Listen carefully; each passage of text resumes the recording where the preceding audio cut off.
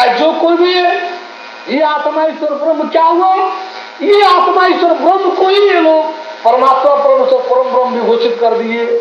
ये आत्मा ही परमात्मा है, आत्मा से पृथक परमात्मा नाम की कोई चीज नहीं है।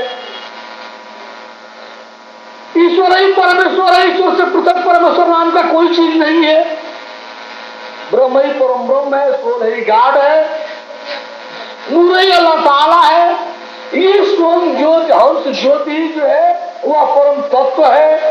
ये योग साधना ही जो है तत्व ज्ञान है। इस प्रकार ये लोग घोषित कर करा करके जो पृथक परमात्मा परमेश्वर परम ब्रह्म का अस्तित्व था, जो पृथक परमात्मा परमेश्वर परम ब्रह्म का अस्तित्व है, उसे ये लोग नकार जाते हैं, उसे लोग अस्वीकार कर जाते हैं। जनमानस में भी ऐसा ही प्रचार करना कराना शुरू कर देते हैं, जबकि वास्तविकता ऐसी नहीं है। आप स्वयं सोचें कि उन लोगों को भी ये चीजें जान लेनी चाहिए। सच्चाई तो ये है कि आत्मा ईश्वर ब्रह्म को जिसे जानते हैं उतना ही कबूल करते कि मैं तो आत्मा ईश्वर ब्रह्म तक जानता हूं, और भाई आगे की तो मुझे कोई जानकारी नहीं है। परमात्मा होता है कि नहीं होता है भैया मेरे जानकारी में तो नहीं है। आत्मा तक जानो और परमात्मा के विषय में आप अपना खोज जारी रखो। ऐसा लोग कह करके अपनी बेइज्जती हो जाएगी, अपनी मर्यादा गिर जाएगी। भगवान बनने की ललक में, अवतारी बनने की ललक में आत्मा परमात्मा के पुरुषों का अस्तित्व कोई नकार जाते हैं। हमको तो दिखलाई देता है ये महात्मा बंधुजन ऋषि महर्षि जो है, सच बोलने पर तो लोग कहते हैं कि ये ऋषियों की निंदा करता है, महात्माओं की निंदा करता है, और सच में बोला जाए तो अपने दिल दिमाग को लगता है कि हम समाज को धोखा देते हैं। सच में बोला जाए तो लगेगा कि हम समाज को धोखा देते हैं। सच बोला जाए तो कहा जाएगा कि ऋषि महर्षियों की, महात्माओं की, संत महात्माओं की निंदा करते हैं। इसलिए आप सभी बंधुजनों के लिए हम तो यही संकेत करेंगे कि आप स्वयं सोचें कि परमात्मा के नाम पर सभी ऋषि महर्षि भक्ति सेवा करने के लिए घर परिवार छोड़े थे। भगवान पाने के लिए भगवान की खोज में सभी ऋषि महर्षि घर परिवार छोड़े थे। सभी धर्म उपदेशक जो है परमात्मा परमेश्वर के नाम पर घर परिवार छोड़े थे, और उसी परमात्मा परमेश्वर के अस्तित्व को ही नकार जाते हैं। जब एक मामूली परमात्मा की रोशनी आत्मा मिल जाती है तो परमात्मा की रोशनी आत्मा मिल जाती है, परमेश्वर की रोशनी ईश्वर मिल जाता है, परम ब्रह्म की महानी एक रोशनी जो है ब्रह्म मिल जाता है। तो इस रोशनी प्राप्ति के अंतर्गत थोड़ी शांति और आनंद की अनुभूति हो जाती है। बस यही विश्राम लेकर के और परमात्मा परमेश्वर परम ब्रह्म के अस्तित्व को ही नकार जाते हैं, जबकि ऐसा नहीं होना चाहिए। इस प्रकार से हम तो ये कहेंगे इस जो जड़ जगत है इसके भी अस्तित्व को, इसके भी रहस्य को जानना चाहिए। शरीर के रहस्य को भी जानना चाहिए। शरीर से क्रियाशील होने वाले, शरीर में रहने वाले जीव को भी जानना देखना चाहिए। जीव की क्रियाओं को भी, जीव जगत को भी जानना देखना चाहिए। इतना ही नहीं, आत्मा ईश्वर ब्रह्म को भी जानना चाहिए, देखना चाहिए उसे भी, और आत्मा ईश्वर ब्रह्म के दिव्य लोक, ब्रह्मलोक, शिवलोक को भी जानना देखना चाहिए। तत्पश्चात परमात्मा परमेश्वर परम ब्रह्म को भी जानना चाहिए, खुदागार भगवान को भी जानना चाहिए, देखना चाहिए, और उसके अमर वो परम धाम को भी जानना देखना चाहिए, और तब निर्णय लेना चाहिए कि वास्तव में क्या सच्चाई है। सब जानने के बाद मुक्ति और अमरता के बोध की अनुभूति और उसका बोध भी, अद्वैत तत्व बोध भी प्राप्त करना चाहिए। जब तक हमको संपूर्ण का पृथक पृथक ज्ञान नहीं होगा, हम सत्यता का निर्णय कैसे ले सकते हैं? हम सत्य का निर्णय कैसे ले सकते हैं?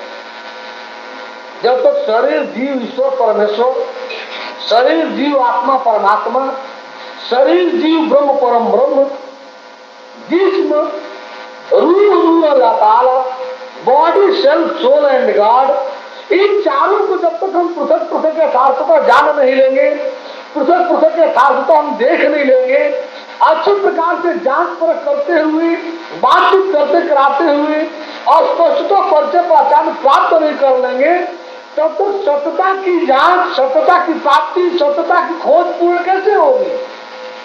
श्रेष्ठत्व का निर्णय, सत्यता का निर्णय कैसे होगा? इस प्रकार से संसार और शरीर के बीच की संपूर्ण जानकारी प्राप्त करने कराने का माध्यम शिक्षा है, एजुकेशन है। शिक्षा शरीर से है, शरीर के लिए है, शरीर तक सीमित है। शरीर से आगे, स्थूल जड़ जगत से आगे शिक्षा से आप कुछ नहीं जान सकते। शिक्षा से आप जीव ही को नहीं जान सकते। आत्मा ईश्वर ब्रह्म और परमात्मा को परम ब्रह्म तो बहुत दूर की बात है। जब जीव और जीव जगत को जानना होगा तो आपको स्वाध्याय, सेल्फ रियलाइजेशन अपनाना होगा। जब तक स्वाध्याय, सेल्फ रियलाइजेशन नहीं जानेंगे तब तक आप जीव रूप सेल्फ स्वयं को नहीं जान सकते। और शिक्षा तो अक्षम है ही है, ये स्वाध्याय भी जीव से है, जीव के लिए है और जीव तक सीमित है। जीव से आगे की जानकारी स्वाध्याय से नहीं मिल सकती है। स्वाध्याय की भी अंतिम सीमा जीव तक है। ठीक इसी प्रकार से जब स्वाध्याय से जीव से आगे आत्मा ईश्वर ब्रह्म को जानना होगा तो आपको अध्यात्म योग साधना का शरण लेना होगा। योग साधना तो अध्यात्म के क्रिया के बगैर आप आत्मा ईश्वर ब्रह्म को न तो जान सकते हैं और न देख सकते हैं। अध्यात्म आत्मा से है, आत्मा के लिए है और आत्मा तक सीमित है। अध्यात्म की सारी क्रियाएं आत्मा से है, आत्मा के लिए है और आत्मा तक है। जिस प्रकार से शिक्षा से जीव ईश्वर और परमेश्वर, शिक्षा से जीव ईश्वर परमेश्वर नहीं जान सकते, स्वाध्याय से जीव को जान सकते हैं, ईश्वर परमेश्वर नहीं जान सकते, अध्यात्म से आत्मा ईश्वर ब्रह्म को जान सकते हैं, परमात्मा परमेश्वर परम ब्रह्म नहीं जान सकते। परमात्मा परमेश्वर परम ब्रह्म को जानने के लिए, उसको देखने के लिए, उसका परिचय पहचान प्राप्त करने के लिए आपको तत्व ज्ञान रूप भगवत ज्ञान चाहिए, सत्य ज्ञान चाहिए, पूर्ण ज्ञान चाहिए, परम ज्ञान चाहिए। इसके बगैर आप परमात्मा परमेश्वर परम ब्रह्म को नहीं जान सकते। जिस प्रकार से जानने की पद्धतियां, ये चार श्रेणियां हैं, स्थूल, सूक्ष्म, कारण, महाकारण। उसी प्रकार से स्थूल को जानने के लिए शिक्षा, सूक्ष्म को जानने के लिए स्वाध्याय, self realisation, education, self realisation, और दिव्य को जानने के लिए स्पिरिचुअलाइजेशन और दिव्य दृष्टि है। उसी तरह से आप देखिए, महाकारण को जानने के लिए, कारण को जानने के लिए दिव्य दृष्टि है, अध्यात्म है, योग है, साधना है, और महाकारण को जानने देखने के लिए तत्व ज्ञान है, नॉलेज है, सुप्रीम नॉलेज है, ट्रू नॉलेज है। इसी प्रकार से चार पद्धतियां हैं, ठीक चार प्रकार की दृष्टियां भी है, स्थूल दृष्टि, सूक्ष्म दृष्टि, दिव्य दृष्टि, ज्ञान दृष्टि। उपलब्धियां भी चार प्रकार की हैं, सुख, दुख सुख, आनंद, चिदानंद, सच्चिदानंद। शरीर स्तर पर दुख सुख है, जीव स्तर पर आनंद है, आत्मा स्तर ब्रह्म स्तर पर चिदानंद है, और परमात्मा परम ब्रह्म स्तर पर सच्चिदानंद है, मुक्ति और आनंद है, मुक्ति और अमरता है। इस प्रकार से इन चारों को पृथक पृथक जानने के लिए, पृथक पृथक देखने के लिए, पृथक पृथक पाने के लिए, इन चार पद्धतियों का, इन चार दृष्टियों का आपके पास होना रहना अनिवार्य है। जब तक इन चार पद्धतियों को, इन चार दृष्टियों को आप प्राप्त नहीं करेंगे, ग्रंथ की कोई बात आप यथार्थ जान देख नहीं सकते।